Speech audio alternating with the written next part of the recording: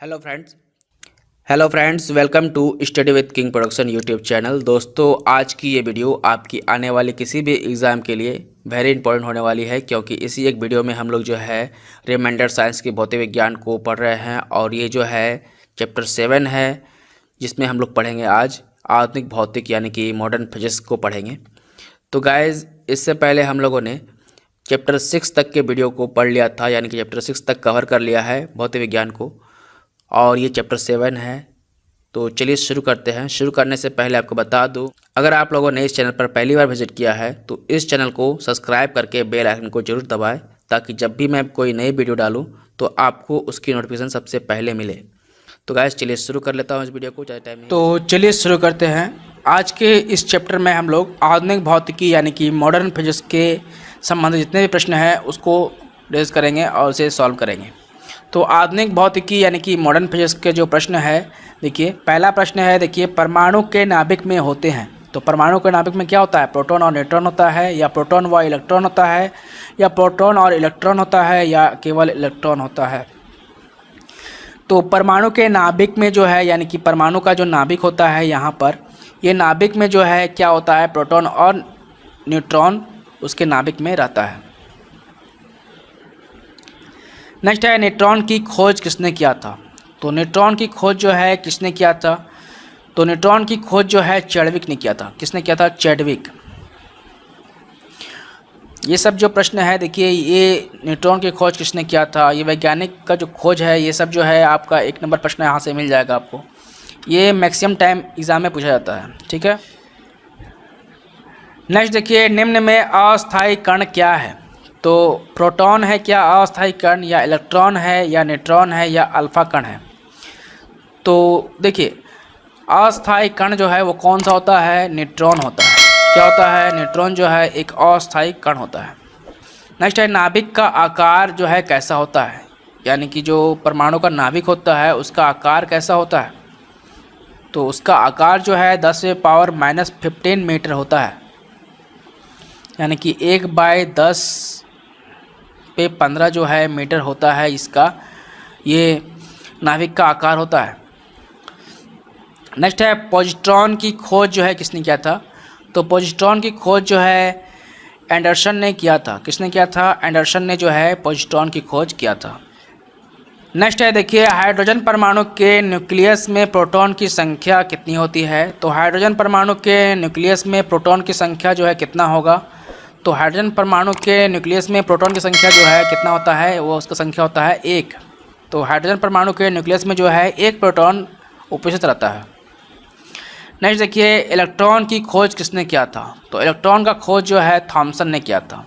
Next है, किसी तत्व की परमाणु संख्या जो है उसकी कौन सी संख्या होती है?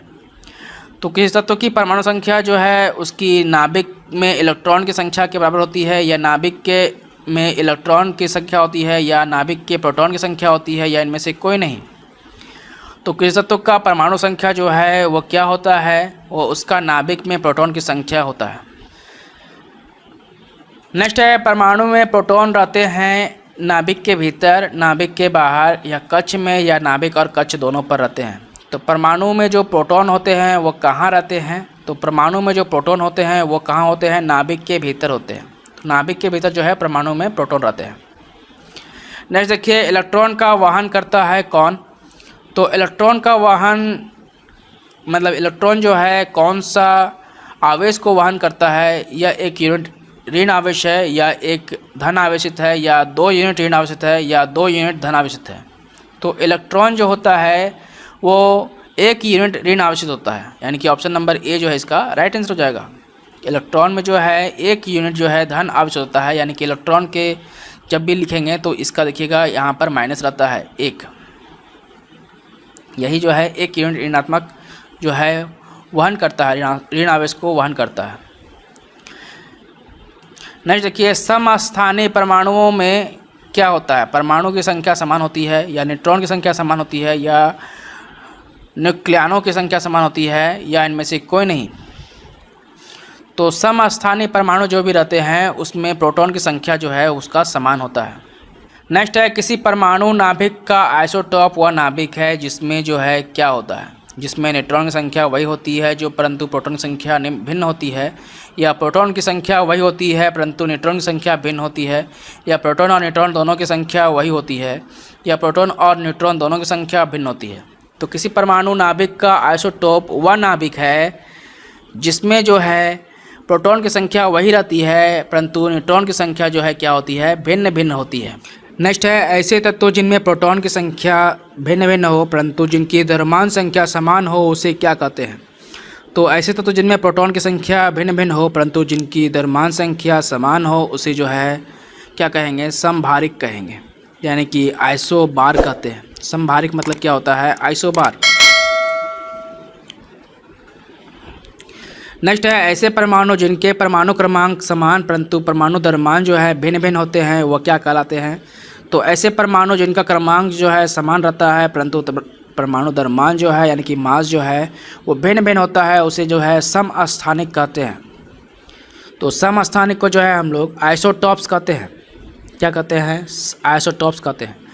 नेक्स्ट है निम्न में से किस तत्व के सर्वाधिक समस्थानिक होते हैं, यानी कि आइसोटॉप्स होते हैं। तो ऐसे कौन सा तत्व है जिसमें सर्वाधिक समस्थानिक होते हैं, यानी कि जिसमें सबसे ज़्यादा आइसोटॉप्स पाए जाते हैं। यूरेनियम, रेडियम या हाइड्रोजन या पोलोनियम। तो देखिए पोलोनियम जो तत्व है उसमें समस्थानिक जो है सबसे ज़्यादा होता है। तो इसका राइट आंसर क्या हो जाएगा, पोलोनियम। तो पोलोनियम जो ऐसा तत्व है जिसमें सर्वाधिक जो है समस्थानिक पाए जाते हैं, यानी कि सबसे ज़्यादा जो है समस्थानिक यानी कि आइसोटॉप्स जो है इसमें मिलता है पोलोनियम में। नेक्स्ट देखिए एक भारी नाभिक के दो हल्के नाभिकों में टूटने की प्रक्रिया को क्या कहते हैं। तो एक भारी नाभिक के दो हल्के नाभिकों में टूटने की प्रक्रिया को जो है क्या कहेंगे, क्या इसे नाभिक संलयन कहेंगे, या नाभिकीय विखंडन कहेंगे, या द्रव्यमान क्षति कहेंगे, या रेडियो एक्टिविटी विघटन कहेंगे। तो एक भारी नाभिक के दो हल्के नाभिक में टूटने की प्रक्रिया को जो है हम लोग नाभिकीय विखंडन कहते हैं। क्या कहते हैं, नाभिकीय विखंडन कहते हैं। नेक्स्ट है परमाणु बम में निम्न सिद्धांत पर काम करता है, यानी कि परमाणु बम जो है कौन से सिद्धांत पर काम करता है। तो क्या ये नाभिकीय संलयन पर काम करता है, या नाभिकीय विखंडन पर काम करता है, या फ्लेमिंग का नियम पर काम करता है, या प्रकाश विद्युत प्रभाव के नियम पर काम करता है। तो देखिए परमाणु बम जो है यह काम करता है नाभिकीय विखंडन के सिद्धांत पर, यानी कि नाभिकीय विखंडन का सिद्धांत पर जो है परमाणु बम काम करता है। नेक्स्ट देखिए हाइड्रोजन बम जो है आधारित है किस पर। तो हाइड्रोजन बम जो है यह किस पर आधारित है, नाभिकीय संलयन पर, या नाभिकीय विखंडन पर, या रेडियो एक्टिविटी विघटन पर, या सभी पर। तो हाइड्रोजन बम जो है यह नाभिकीय संलयन पर आधारित होता है। नेक्स्ट देखिए सबसे पहला नाभिकीय रिएक्टर किसने बताया था, यानी कि सबसे पहला जो नाभिकीय रिएक्टर है वो किसने बनाया था, आइंस्टाइन ने, न्यूटन ने, या रदरफोर्ड ने, या फर्मी ने। तो सबसे पहला जो नाभिकीय रिएक्टर था उसको बनाया था फर्मी ने। किसने बनाया था सबसे पहला रिएक्टर को, नाभिकीय रिएक्टर को बनाया था फर्मी ने। नेक्स्ट है सर्वप्राचीन सेल समूह की आयु आंकी जाती है कैसे। जो बहुत पुराना जो सेल होता है उसका आयु जो है हम लोग कैसे नापते हैं। तो सर्वप्राचीन सेल यानी कि जो सेल जो है इसको हम कह सकते हैं क्या, तो सेल मतलब हो गया पहाड़, ठीक है। इसका समूह की जो आयु है इसको कैसे आंकेंगे हम लोग, यानी कैसे इसका पता लगाएंगे कि कितना साल पुराना है। तो इसका पता लगाते हैं हम लोग यूरेनियम डेटिंग विधि से, ठीक है। यूरेनियम डेटिंग विधि जो होता है यानी कि यूरेनियम लेड की विधि से जो है हम लोग प्राचीन सेल समूह का आयु जान सकते हैं। नेक्स्ट है रेडियो सक्रिय पदार्थ उत्सर्जक करता है किसका। तो रेडियो सक्रिय पदार्थ जो है किसका उत्सर्जक करता है। तो रेडियो सक्रिय पदार्थ जो होता है वह क्या करता है, अल्फ़ा किरण, बीटा किरण और गामा किरण, यानी कि ये तीनों किरण का जो है उत्सर्जन करता है। रेडियो सक्रिय पदार्थ जो होता है वो क्या करता है, यह सभी किरण का उत्सर्जन करता है, यानी कि ऑप्शन नंबर डी जो है इसका राइट आंसर हो जाएगा, उपर्युक्त सभी। नेक्स्ट प्रश्न है देखिए सूर्य पर ऊर्जा का निर्माण होता है कैसे, नाभिकीय विखंडन द्वारा। तो प्रश्न था सूर्य पर जो ऊर्जा का निर्माण होता है वो कैसे होता है। पहला ऑप्शन क्या था, नाभिकीय विखंडन के द्वारा। दूसरा ऑप्शन क्या है, नाभिकीय संलयन के द्वारा। तीसरा ऑप्शन है ऑक्सीकरण अभिक्रिया के द्वारा या अवकरण अभिक्रिया के द्वारा। तो सूर्य पर जो है ऊर्जा का निर्माण होता है वो कैसे होता है, तो ये होता है नाभिकीय संलयन के द्वारा, यानी कि ऑप्शन नंबर बी जो है इसका राइट आंसर हो जाएगा। नेक्स्ट देखिए, निम्नलिखित में से किसमें ऋणात्मक आवेश होती है? तो एक्स किरण में होता है, या अल्फ़ा किरण में होता है, या बीटा किरण में होता है, या गामा किरण में होता है। तो ये 4 ऑप्शन आपको दिया हुआ है और इसे बताना है कि किसमें ऋणात्मक आवेश होता है, यानी कि किसका आवेश जो है ऋणात्मक होता है। तो इसका राइट आंसर हो जाएगा बीटा किरण का जो आवेश होता है वो कैसा होता है, ऋणात्मक होता है, यानी कि वो बीटा किरण जो है वो कैसा होता है, ऋणात्मक होता है। नेक्स्ट है, नाभिकीय रिएक्टर के निर्माण में निम्नलिखित में से कौन सा एक अनिवार्य है, यानी कि कौन से तत्व का जो आवश्यक है उसके कारण जो है नाभिकीय रिएक्टर नहीं हो सकता है, यानी कि कोबाल्ट का, या निकेल का, या जर्कोनियम का, या टंगस्टन का। तो नाभिकीय रिएक्टर के निर्माण में जो है हम लोग किसका जो है उपयोग जो है अनिवार्य होता है, तो इसका राइट आंसर हो जाएगा जर्कोनियम, यानी कि जर्कोनियम जो है नाभिकीय रिएक्टर के निर्माण में जो है इसका जो उपयोग होता है अनिवार्य है, यानी कि जर्कोनियम के बिना जो है नाभिकीय रिएक्टर जो है उसका निर्माण नहीं हो सकता है नाभिकीय रिएक्टर का। नेक्स्ट प्रश्न है, कोबाल्ट 60 आमतौर पर विकिरण चिकित्सा में प्रयुक्त होता है क्योंकि उत्सर्जीकृत करता है क्या? तो कोबाल्ट 60 जो है आमतौर पर विकिरण उत्सर्जक यानी कि विकिरण चिकित्सा में उपयोग होता है। क्यों? क्योंकि यह जो है गामा किरण उपयोग करता है, यानी कि गामा किरण यहाँ से निकलता है कोबाल्ट 60 से, और यह जो है कैंसर की बीमारी में इसका उपयोग किया जाता है कोबाल्ट 60 का। नेक्स्ट है, नाभिकीय रिएक्टर में न्यूट्रॉन नियंत्रक के रूप में निम्नलिखित में से क्या प्रयोग किया जाता है? तो नाभिकीय रिएक्टर में जो है न्यूट्रॉन नियंत्रक के रूप में निम्नलिखित में से, यानी कि भारी जल, या ग्रेफाइट, या कैडमियम, या बोरॉन, या एल्युमिनियम, ये 4 ऑप्शन आपको दिया हुआ है। ये चारों में जो है कौन सा किसका उपयोग करके जो है नाभिकीय रिएक्टर में न्यूट्रॉन जो है उसका कंट्रोल कर सकते हैं? तो नाभिकीय रिएक्टर में जो है न्यूट्रॉन का नियंत्रण के रूप में जो है कैडमियम या बोरॉन का प्रयोग किया जाता है। तो नाभिकीय रिएक्टर में जो है न्यूट्रॉन का कंट्रोल जो है कैसे कर सकते हैं? कैडमियम या बोरॉन के प्रयोग से। नेक्स्ट है, क्यूरी इकाई है किसकी? तो क्यूरी जो है रेडियो एक्टिविटी धर्मिता का इकाई है, या तापक्रम का, या ऊष्मा का, या ऊर्जा का? तो क्यूरी इकाई होता है आपका रेडियो एक्टिविटी धर्मिता की इकाई होती है क्यूरी। नेक्स्ट है, नाभिकीय रिएक्टरों में ऊर्जा उत्पन्न होती है कैसे? नियंत्रण संलयन द्वारा, या अनियंत्रित संलयन द्वारा, या नियंत्रित विखंडन द्वारा, या अनियंत्रित विखंडन के द्वारा?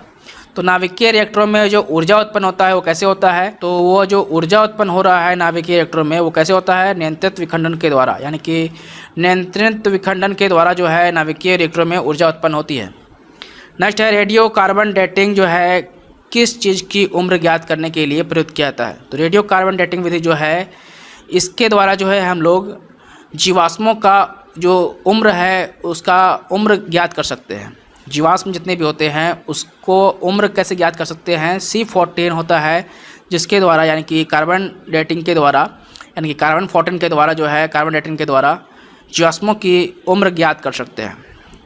नेक्स्ट है, परमाणु रिएक्टर क्या है? तो परमाणु रिएक्टर जो है क्या होता है? परमाणु बम निर्माण स्थल होता है, या भारी पानी का तालाब होता है, या यूरेनियम 338 का अवशोषक होता है, या आणविक भट्टी होता है?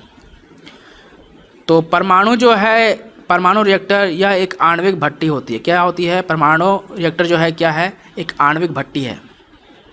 नेक्स्ट है, पृथ्वी की आयु का निर्धारण निम्न में से किस विधि द्वारा किया जाता है?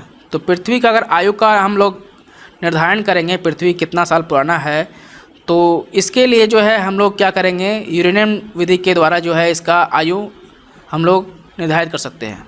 कार्बन डेटिंग के द्वारा जो है हम लोग जीवाश्मों का आयु ज्ञात कर सकते हैं, तो ये नहीं होगा। तो यूरेनियम विधि के द्वारा जो है पृथ्वी के आयु का निर्धारण किया जा सकता है। नेक्स्ट देखिए, कलपक्कम में फास्ट ब्रीडर टेस्ट रिएक्टर में निम्न में से कौन सा शीतलक के रूप में प्रयोग लाया जाता है? तो कलपक्कम के फास्ट ब्रीडर में जो है टेस्ट रिएक्टर में जो है कार्बन डाइऑक्साइड, या भारी जल, या समुद्री जल, या गलित सोडियम जो है किसका प्रयोग जो है शीतलक के रूप में किया जाता है? तो कलपक्कम के फास्ट ब्रीडर टेस्ट रिएक्टर में जो है हम लोग भारी जल, यानी कि D2O जो होता है, भारी जल जिसको बोलते हैं, डिटोरियम ऑक्साइड जो है, इसी का उपयोग करके शीतलन के रूप में इसका प्रयोग किया जाता है। नेक्स्ट देखिए, नाभिकीय रिएक्टर में भारी जल यानी कि D2O का प्रयोग किस रूप में किया जाता है? तो नाभिकीय रिएक्टर में भारी जल का प्रयोग जो है हम लोग मंदक के रूप में करते हैं। भारी जल का प्रयोग जो है हम लोग इसलिए करते हैं मंदक के रूप में।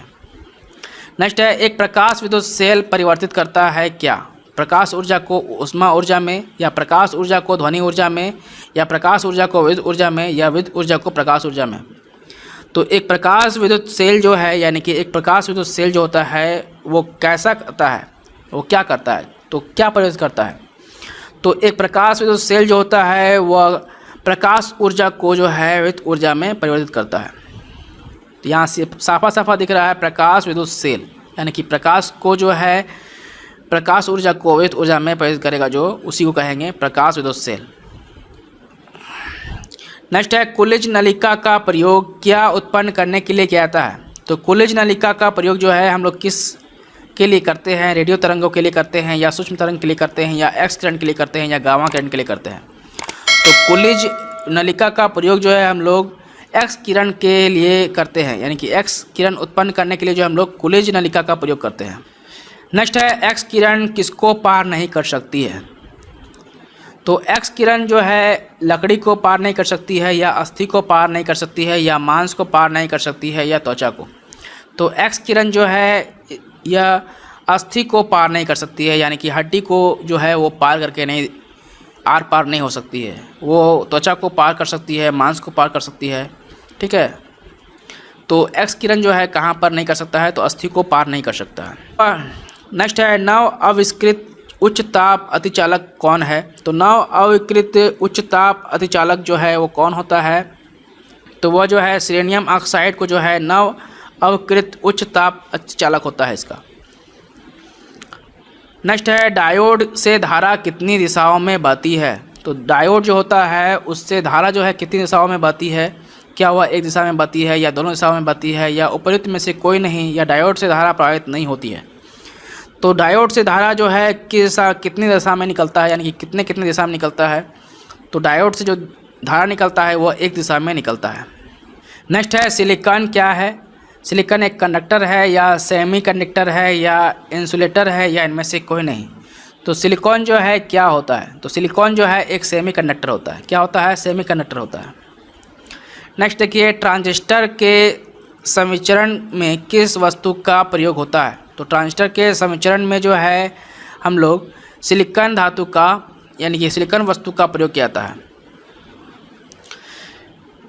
नेक्स्ट है, NPN ट्रांजिस्टर PNP ट्रांजिस्टर की तुलना में श्रेष्ठ होते हैं क्यों?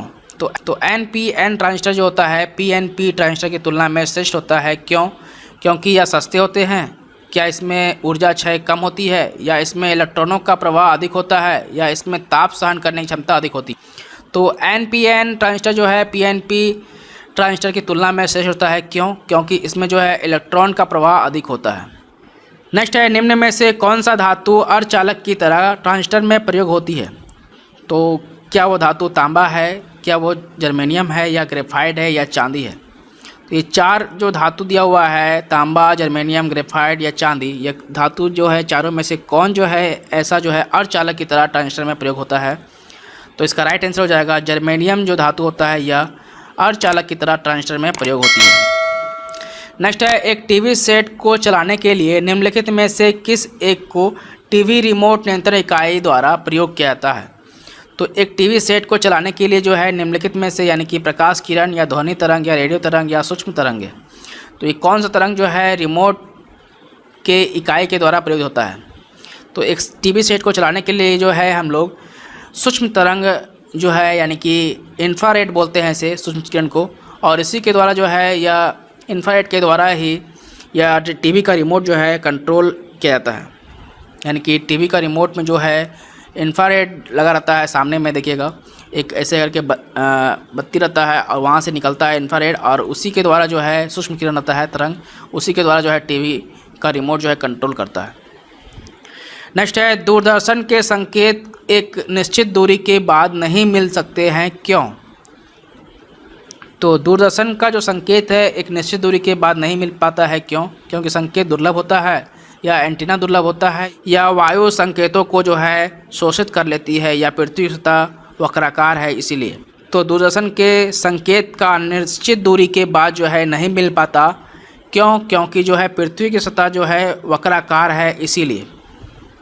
नेक्स्ट है रडार का उपयोग किस लिए किया जाता है। तो रडार का उपयोग जो है किस लिए किया जाता है, तो इसका राइट आंसर हो जाएगा जहाज़ों, वायुयान आदि को ढूंढना व मार्ग निर्देशन करने के लिए जो है रडार का प्रयोग किया जाता है।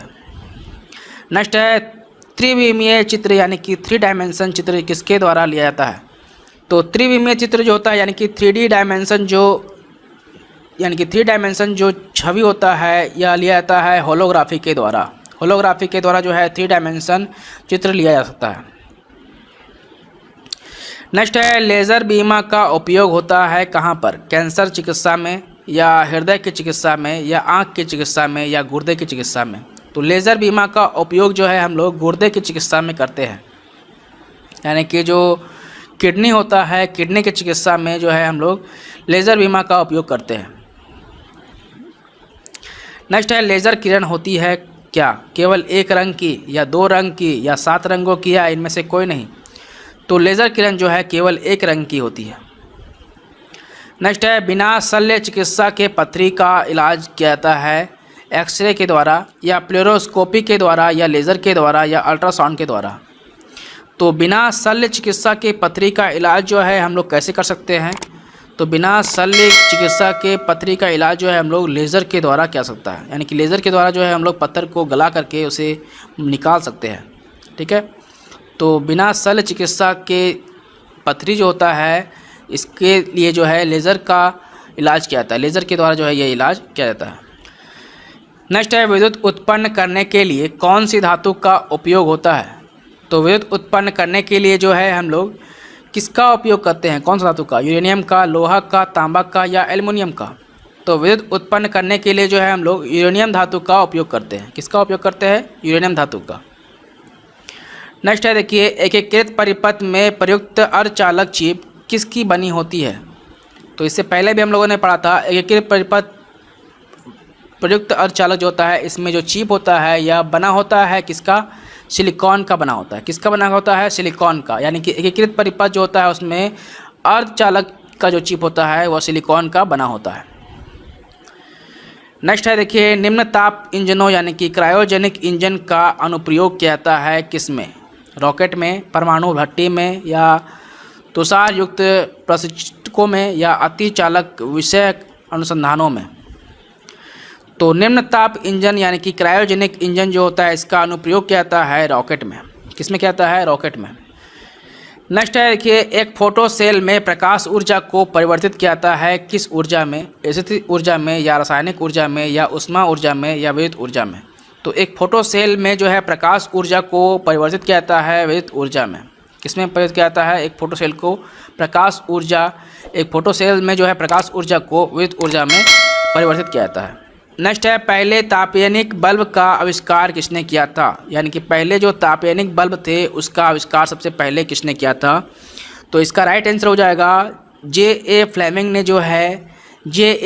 ने जो है सबसे पहले तापीय बल्ब का आविष्कार किया था, यानी कि तापयनिक बल्ब जो है इसका आविष्कार किया था J.A. फ्लेमिंग ने। नेक्स्ट है न्यूनतम तापमान पैदा करने के लिए निम्नलिखित में से किस सिद्धांत का प्रयोग किया जाता है। तो सबसे कम ताप अगर पैदा करना है तो किसका प्रयोग करें, किस सिद्धांत का प्रयोग करें जो ये सबसे कम ताप पैदा हो, यानी कि अतिचालकता का सिद्धांत प्रयोग करें या जूल केल्विन प्रभाव का या ताप विद्युत प्रभाव का, रुद्रध्वसम चुंबकत्व का, यानी कि रुद्रध्वसम चुंबकत्व का प्रयोग करके करें या किसका करें। तो अतिचालक का जो प्रयोग करके, अतिचालकता का सिद्धांत का प्रयोग करके जो है हम लोग न्यूनतम तापमान पैदा कर सकते हैं, यानी कि न्यूनतम तापमान को पैदा करना हो तो कैसे करेंगे, अतिचालकता का प्रयोग करके। नेक्स्ट और आखिरी प्रश्न जो है निम्नलिखित में से कौन चुंबकीय तरंग नहीं है, एक्सरे, प्रकाश, पराश्रव्य तरंगे या उसमें विकिरण। तो ये 4 ऑप्शन दिया हुआ है, इसमें बताना है कि विद्युत चुंबकीय तरंग कौन नहीं है। तो निम्नलिखित में जो है ये पराश्रव्य तरंग जो होती है यानी कि अल्ट्रासोनिक वेव्स जो होती है ये चुंबकीय तरंग नहीं होती है। ऑप्शन नंबर सी जो है इसका राइट आंसर हो जाएगा।